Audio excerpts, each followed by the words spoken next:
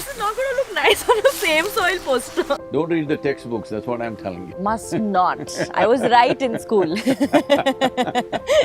So climate change cannot be addressed without addressing the soil quality at all. But if all of us sit here and there's no food for 4 months, how we die is most Very good. terrible. Now we know about this, but what can we do? If we act now, in the next 10-15 years, we can turn this around. Soil is not our property, it's a legacy that we have received. We must pass it on that way to future generations.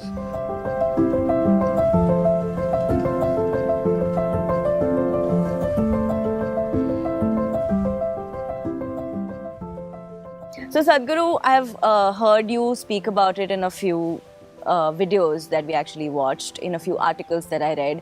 But the crux of it all was that everybody's talking about climate change, which is great, which is a newer conversation, but it's new. You say that a lot of these issues can actually be fixed with the right policies. But the one issue that cannot be is soil erosion. No, we're not talking about soil erosion, we are talking about soil extinction. Extinction, that's right. See, right now, here you are, you see the stream. When did it last rain in this place? More than 2.5 months. At least 2.5 months, am I correct? Yeah. How is it flowing? Where is it coming? Is there a snow cap sitting on top of the mountain? Do you see any snow-capped mountains No. here? Nothing. So where is the water coming from? This is soil. The soil up there is so rich, the rain that happened 2.5 months ago, it held that rain, and now drop by drop, if you actually go up and if you have the patience to look, you will see it'll be seeping drop by drop, and those drops all gathered like this from this mountain itself as you go from here. From here, if you travel 5 kilometers, there are 4 streams.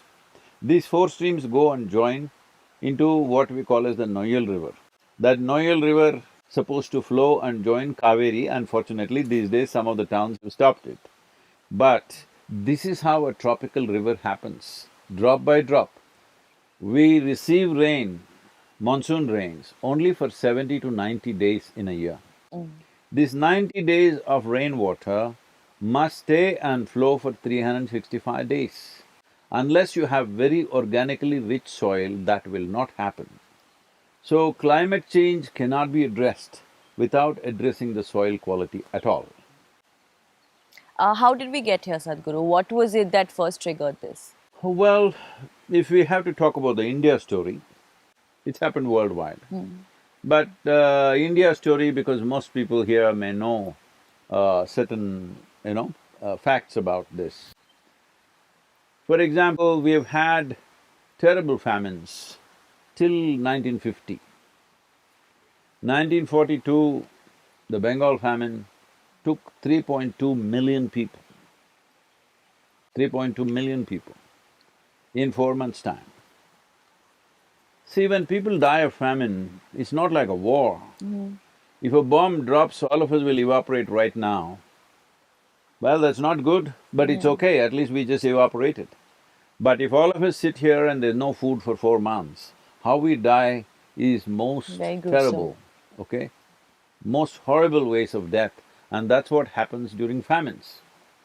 Right now, most people, at least the young people, think famines happen only in Africa. No, it was happening in India till 1950. It has happened in every part of the world, including United States of America, famines have happened, all right? So just about everywhere famines have happened. Because of famines, many civilizations have collapsed, like the Mayan civilization, the Mesopotamian civilization, even the Roman city collapsed because of famines. So what is a famine? For some reason, we are not able to grow food where people need it. Well, today we have enormous capability to transport food from one place to another. Right now this is happening. World Food Program is last year distributed $9 billion worth of food in Yes, Africa. yeah. This year, they need 15 billion. So it's getting worse. It's getting worse. So, how long will you be able to transport food and feed large populations? That is not a reality, okay? That is not a practical reality at all. So people have to grow food where they are, at least within reasonable distance we have to grow food. If that has to happen, soil has to be rich. How did we get here? That's a question. Well, because these famines were happening, we went into what is called as today industrial Farming. level of farming, or in this country we call this green revolution. This green revolution was very needed at that moment because it was an emergency. Yeah. People were dying and Dying. hundreds of thousands of people dying of lack of food. So they went in aggressively putting fertilizer, this, that. First 3 to 8 years it worked very well. With a burst of There was a crop. burst. Already the soil was reasonably rich, and when you threw the extra chemicals into it, it just burst out like that. See, right now, you're eating good food and you're well, but you put some extra vitamins and Yeah. proteins and this and that into your system, suddenly you will feel fantastic tomorrow Yeah. morning, all Yeah. right? This happened to the soil.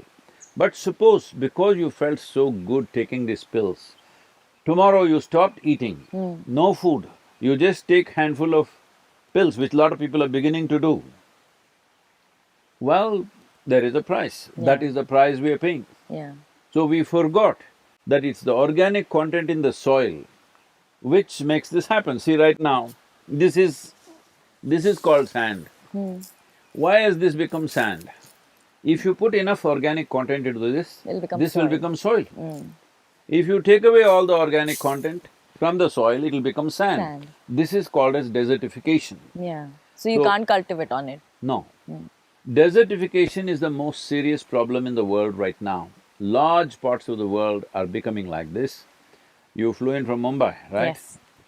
Well, that is not so stark, but if you fly from here, from Coimbatore to Delhi, every 5 minutes you look out of the window. You must get a window seat for that, okay? I always get a window Yeah. seat. Otherwise you'll be looking at your neighbor, that's not Or a the good aisle. thing. So, if you look out, you will see almost the entire country, except Western Ghat region and Northeastern region. Almost the entire country Barren. looks like a brown desert. Yeah. This is what we have done with industrial farming. What industrial farming means is, we just forgot that you have to keep the soil rich. Rich. What is richness of soil? What does soil rich mean? See, right now your textbooks told you, if you have nitrogen, phosphorus, this one and that one, crops will come. This is a complete misunderstanding of life. See, right now you may eat the best food, you cannot digest this food Yeah. unless there is gut microbiome. Yeah. Without the help of the microorganisms, you Yeah. cannot digest the food that you Yes. eat. 60% of your body itself is microbes, only 40% your parents own. So we have nothing. Nothing is of our own. You own the microbes. Oh, okay. You got to manage Then them, that's fair. what I'm Something. trying to say. 40% of the genetic material has come from the parentage. Rest is all Microorganisms. microorganisms. The same is true on a much bigger scale in For the soil. soil. If this tree has to get nourishment, it can't just take nitrogen, phosphorus, whatever it needs from the soil. It has to exchange with the microbes. The microbes are, real traders. Their trading is Merchants. so sophisticated, only a little bit of study has happened to this, but whatever they have revealed is so absolutely spectacular business scene down Yeah. there. It is more sophisticated and complex than any stock market in the world. Okay. Always, I mean, the tree is always trying to throw out more leaf. Why it is throwing out more leaf is because it wants to do photosynthesis. What photosynthesis means is, it wants to use the perpetual energy of the sun to absorb carbon particles from the air and make carbon sugars out of it, because that's the only currency these guys deal with. Yeah. Without carbon sugars, they won't give any nutrient to the tree. Yeah. So you can experiment, don't do this, I'm just telling you, because it'll be cruel. Let's say this tree is very healthy and nice, just make sure every leaf you just remove, okay? Don't allow the leaves to be there for 1 year. You will see the tree will die. Die. Even though it's well rooted, there is a stream passing next by, it cannot survive because if it doesn't exchange carbon, it doesn't have cash. That's what it means. Yeah. You don't have cash, now you don't have food to eat. That's what happens to the tree if you take away its ability to do photosynthesis. Photosynthesis is one of the most phenomenal things that have happened in the universe, because nowhere else in this universe has it happened. It only happened here. From simple microorganisms to algae and fungi that came up, only when photosynthesis begin to happen, that is when life started bursting out, because now you are powered by perpetual energy from the sun. At that time, whatever a billion years ago, whatever the time, uh, the oxygen content… There's much more. No, oxygen content in the atmosphere was less than 2%. Oh? Yes. Today it is 21%. Don't read the textbooks, that's what I'm telling you. Must not. I was right in school. The school I'm kids… sorry. I don't know why they call me an influencer, honestly. So, it was less than 2%, today it's 21%, so it's conducive for you and me to live. Survive. Yeah. If it goes down below 15%, we can't live here, okay? So how is this happening? This is happening only because of photosynthesis. Right now… How the reduction or No, the increase? The Increase. increase in Got it. oxygen is happening only because of photosynthesis. If you just look at the surface of the planet, how much photosynthesis was happening, let's say 1,000 years ago or even 500 years ago, and how much is happening now, it's come down significantly, Yeah. okay? Because nearly 71% of the world's land is plowed right now, Yeah. and another 2 to 3% is paved. In India, 84% of the land is plowed. So all this, only when the crop is on, there is a minor amount of photosynthesis. When the crop is gone, there is no photosynthesis there. But Sadhguru, I mean, I remember you saying why plowing is killing the soil is because then the microorganisms are left open for the sun, and then that's where they get destroyed. But if not plowing, then how else does farming go around? See, what does the farm need? What does it need? What does it take for any vegetative matter to grow? Do you see all the vegetation here is really bursting out? Yeah. You think they have been plowing here? But then how do the farmers get around No, the no, year? I'll come to that. Okay. They're not plowing here, right? Yeah. So what is needed is humus. Why plowing? First of all, why plowing? Plowing is to oxygenate the soil. You want to open it up. If it's hard packed, you want to open it up like that.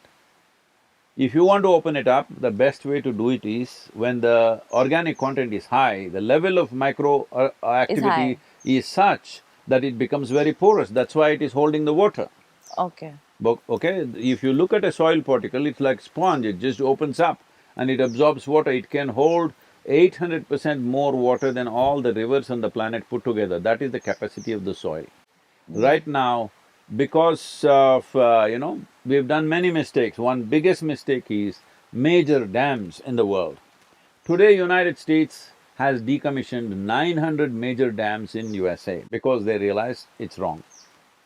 But we are still building dams because population is demanding, my field wants water, your field wants water. See, if you raise the organic content in the soil, right now it's in 62% of India's land, it's less than 0.5%.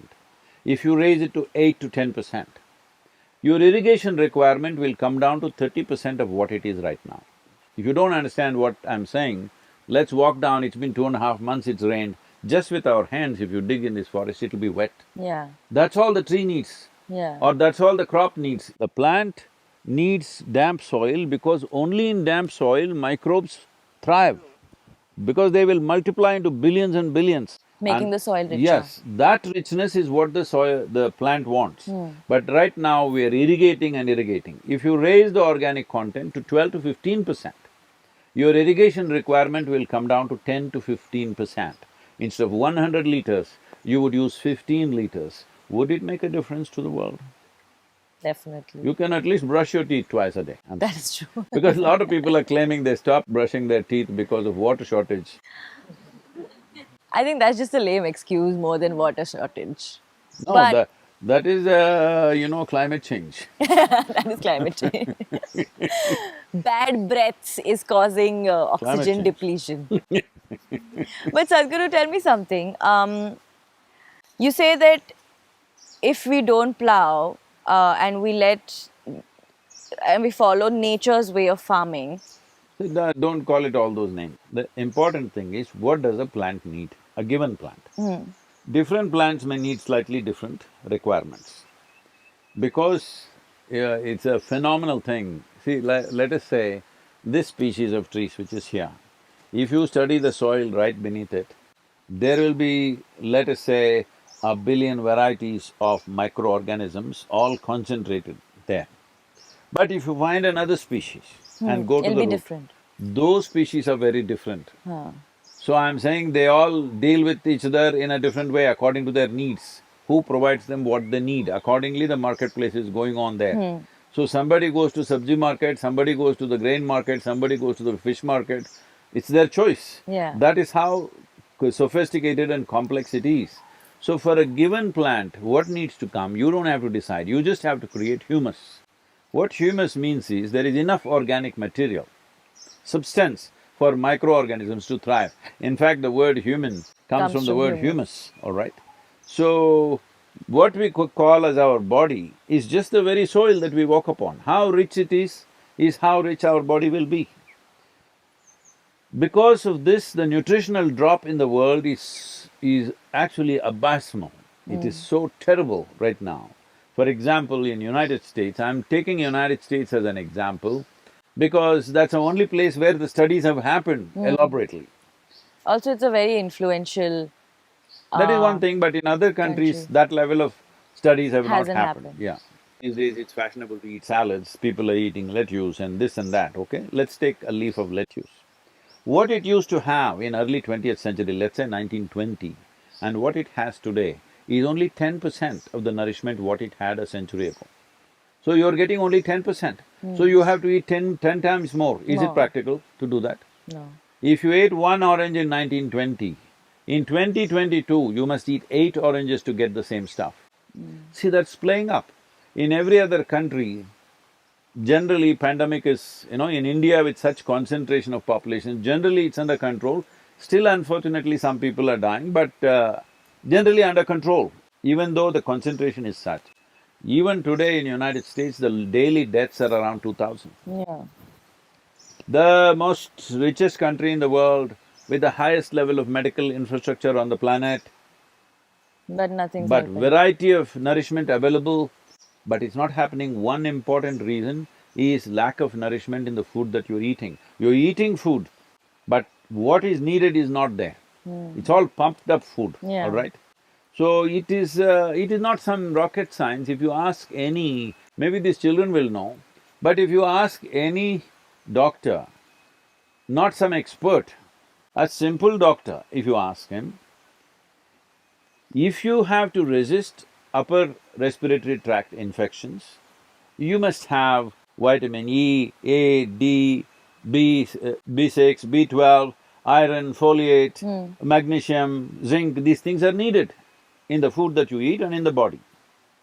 If these things are not there, you become very susceptible to this. Today, the studies show that 43% of American population lacks vitamin C, 40% lacks calcium, some 37% lacks magnesium, 90% lacks vitamin E. So when there is no nourishment, you become susceptible to everything. But somewhere else, see in Africa, I don't think they've delivered vaccines to everybody except in the Yeah. urban centers. Nobody is dying there Yeah. because they're living in the land.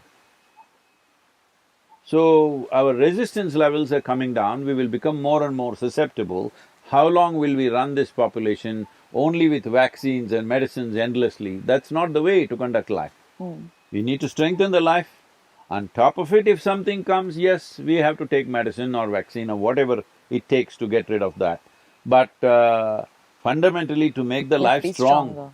to make the internal stuff of the life strong, strong does not mean just biceps. So people think today strong means lot of muscle like this. Yeah. That is not the strength of life. The strength of life is in just the richness of the microbial activity that's happening in your system without damaging your system. Well, people can also ask, even a virus is microbe, what is the problem? Yeah. Yes, if we had all the other guys ready, Yeah. they would handle him. But we don't have. Yeah. So that is why it's become a problem. You know, Sadhguru, a lot of times when there's conversations around save the soil or there's conversations around climate change, and I only speak for my audience, which is between the age of say 13 to 25, most of them. A common question that comes to me is ki Prajakta, okay, great, now we know about this, but what can we do? I mean, if we talk about the soil, then बचपन से तो हमें यही सिखाया ना कि the farmers are working on land and they are responsible and they know how to take care. They have direct contact with the soil. How can we, sitting in our cities or towns back home, in front of our laptops or at all in any way, make a difference which actually adds on to this? We'll take Indian farmers. How many Indian farmers have a laptop and a Wi-Fi connection? I do not know. What do you think? Out of Not 65% of the population is in farming. How many do you think actually have? not many. Honestly. Not many at all, 10, Yeah. 15%, maybe 20% at the most. So who is to give them a voice? They're just doing what they're being told because things suddenly changed 40, 50 years ago and they've still not figured out. They still don't know what is nitrogen, what is potash, what is this Yeah. and that, all right? Yeah. I'm saying a guy who's selling the fertilizer says, I put 50 kilograms means he will put 50 kilograms. Put 150 kilograms means he'll put 150 kilograms. So I'm saying that is his level of knowledge. Now, we are not against fertilizer or insecticide or anything, but it must be done in a doctored way. Right now, you are healthy, you're eating good food, but we checked your blood and we found your iron is little weak. We'll give you a pill for 2 months to And I'll be bridge that, just to bridge that situation. Yeah. Now you don't eat anything, you just eat those pills, that's not going to work. Now, school girls are here, suppose they got lice in their hair, we'll put little poison into their head, all right? But… Or as we call it, the internet sometimes. So, you can't do that all the time, dip them in poison and take them out, all right? So I'm saying all these things, as it is doctored for a human being, it needs to be doctored for the land because that is the basis of who we are. Yeah. Right now we're plastering the land with chemicals. Yeah. That is the damage that's happening. So what can these young people do? See, this is the first time in the history of humanity that we can sit here and talk to the entire world, Yeah. all right? Many great beings have come, but when they spoke, hardly 10 people could hear them. This is the first time. When you have this privilege that you can actually talk to the world, why don't you talk some sense, I'm asking?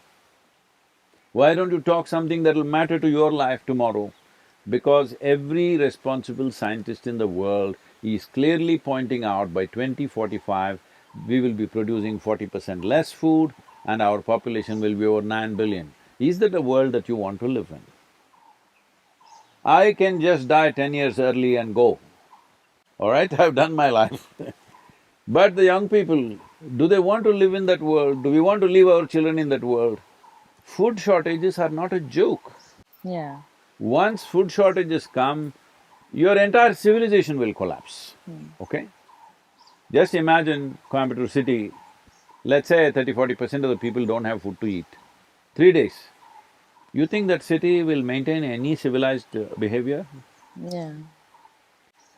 Many UN agencies are predicting by 2035 there will be dozens of civil wars across the country, food fights, food riots happening everywhere. We don't want the world to go in that direction. There is an opportunity to turn this around and especially now it's important because this is the cusp of time. If we act now, in the next 10–15 years, we can turn this around significantly. But if you let it go for another 30–40 years, the biodiversity loss is at a pace where on an average 27,000 species of microbes are going extinct per year. Per year. Per year. If you go at this pace, in 40 years' time you'll reach a place, if you want to turn the soil around, it'll take 150 to 200 years. Don't push the world there, that's all I'm saying. And you have the power of just picking up your phone and reaching 100 people. Please do that. Just do that. You don't have to go and fix the soil. Right now, the most important thing is to change the policy. Why policy? See, right now, this place is good, this is attached to our yoga center, we will make sure it is like this, it will be written into the policy of the yoga center, no matter what happens after 100 years, 200 years, we have what kind of pressure you get, we can only build that much. For example, in United States, we have nearly 20,000 acres of In forest. Tennessee. Yep. We have committed 70% to conservation. It is written into the constitution of the foundation. We will never use the 70%, it'll always remain forest. Only 30% we will build. It's a financial sacrifice, all right? But you need to do that. But we are an organization. But now the governments need to do that, the nations need to do that, that you have to set a policy. We are not even talking about land usage, we are just talking about this. If you're doing agriculture on a given land, there must be minimum 3 to 6% organic content. Because soil is not our property, it's a legacy that we have received. We must pass it on that way to future generations. Otherwise, what kind of people are we? All right? So, this is something you can do for policy change. In a democracy, you must understand, there are only two things which are most important: your vote and your voice.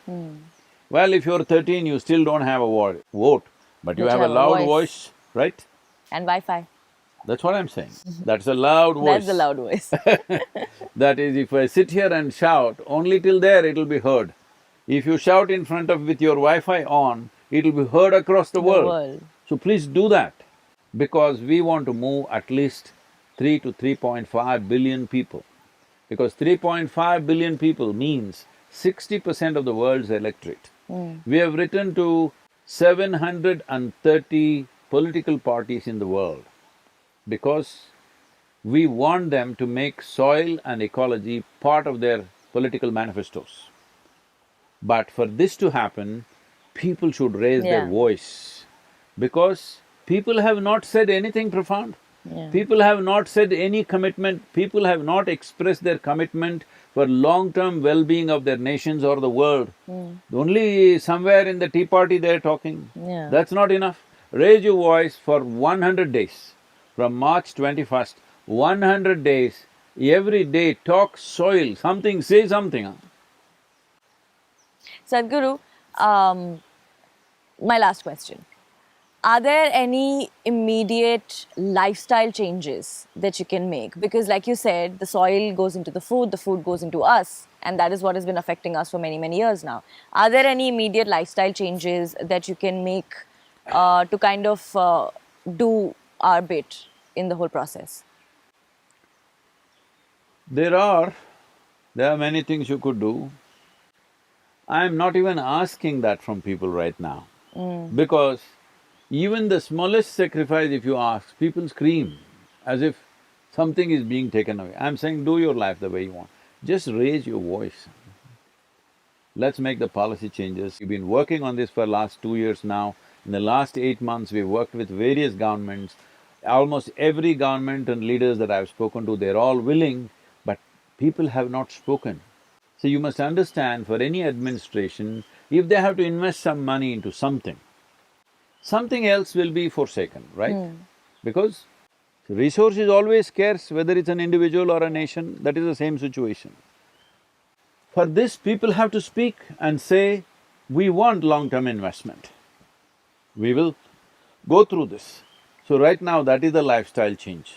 When they make the policy changes, if government has to invest in enhancing the organic content, it's not any big money, nothing real big change will happen in your lifestyle.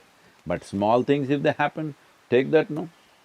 Instead of using nylon clothes, use some cotton, silk, linen, whatever, you know, some organic clothing you use.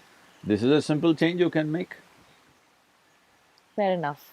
And we hear that there is a bike ride, a rally where you are going to go across nations, cities, borders, talking about soil and its importance. Please tell us about it. Well, we're starting from London on 21st of March, lone motorcycle. Just one. Huh? Just one motorcycle. Just one. riding from London through Europe down to Arabia and going through entire Arabia and entering India. We touch Delhi in 75 days because it's India 75. So, I'm also carrying a India 75 flag with me. So that is being done and we will do certain things related to that. And then we're coming down to Kaveri and we're reaching here, the yoga center, on 21st of June, which is the International Yoga Day. Yes.